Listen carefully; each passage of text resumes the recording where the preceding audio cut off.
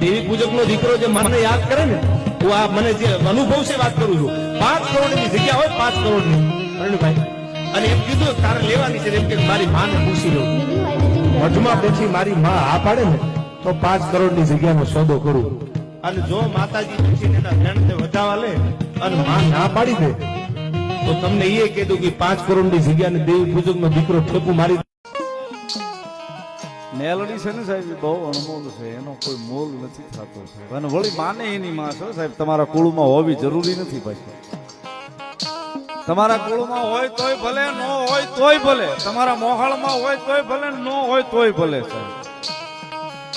પણ જેથી એમ થાય ને કે હવે હમણાં જમારે વાત થઈ જવાનો છે, તેથી સાહેબ એકવાર આ ભની આમ જઈને મેલડીનું નામ તો લેજો હાચા હૃદયથી સાહેબ.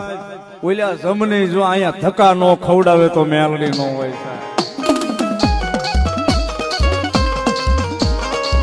એ ઓલા જમને અહીંયા ધક્કા નો ખવડાવે તી મેલડી. અને એવું જીવી લો તમારી મુલાકાત કોઈનાથી ભૂલાય નહીં. મર્યાદા હતી અમારી મોહબ્બતમાં, બાકી બે વફાઈ કરતા તો અમને આવડે છે યાર. પણ સાચો માણસ મર્યાદા વાળો માણસ ન કરે ખોટું યાર. એના લોહીમાં ન હોય. એ લૂંટાઈ જાય પણ કોઈ દી ખોટું ન કરે. એ ખપી જાય પણ ખોટું ન કરે ક્યારે.